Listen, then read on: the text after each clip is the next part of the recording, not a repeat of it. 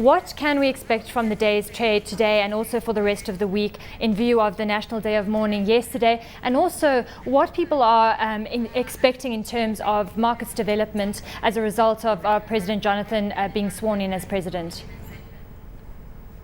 Okay, good morning and thank you for having me.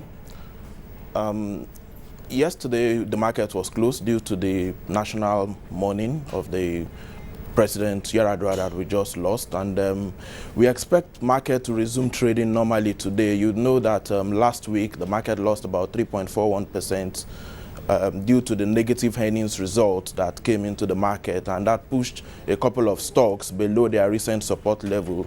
Now, this week we've seen the market trade up to about 2.41% positively because value investors are beginning to enter into the market to pick up those stocks, and we expect that trend to continue.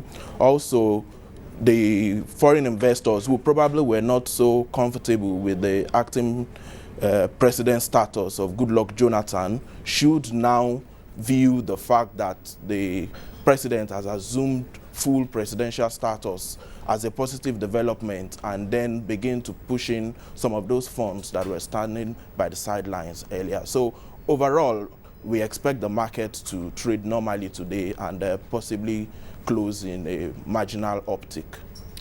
Renaissance Capital came out with a stat saying that we can expect Nigeria's stocks to increase by around 50% this year. But in view of the pending elections next year, and that it is in fact going to be probably the most hotly contested elections in the country, will we see some investor jitters going forward? Well, yes, in terms of the election, as the day goes by, we will begin to see clarity in terms of that. But overall, we think that the capital market still continues to offer relatively good value. If you compare Nigeria to other emerging markets, we think that Nigeria is still very, very relatively attractively priced. We expect that the market would still do well in the upcoming quarters. So far this year, we've recorded a gain of about 30% in the all-share index, and we think that there's still room for some form of growth in that regard. And so overall, we think that the election, yes, some political volatility is still out there, but the market would be able to handle the situation, and then we should still see some positive developments in the market.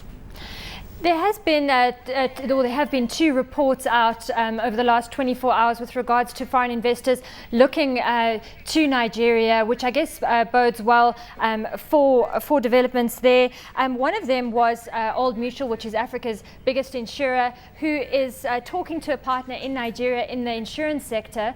And I just wanted to get a sense from you as to the opportunities and the potential in the insurance market and just your view as to who Old Mutual could possibly be talking to. Well, Old Mutual didn't identify the party that they are talking to presently. They only mentioned that it's not one of the 10 rescued banks. But in the insurance industry as a whole, there's still a lot of potential in the Nigerian insurance industry because, like you mentioned earlier, the size of the industry compared to the size of the economy is still relatively small. And so we expect that we will continue to see interest from foreign investors in both the insurance sector as well as the banking sector. I'm sure you're also aware that the AMC bill has now been passed by the legislature, and now we are just waiting for the president to sign it into law. So overall, the reforms are being institutionalized, and then the financial environment for Nigeria is still as robust. And then you continue to see foreign investors move into the market, and we expect them to be able to take advantage of the situation in the Nigerian financial market.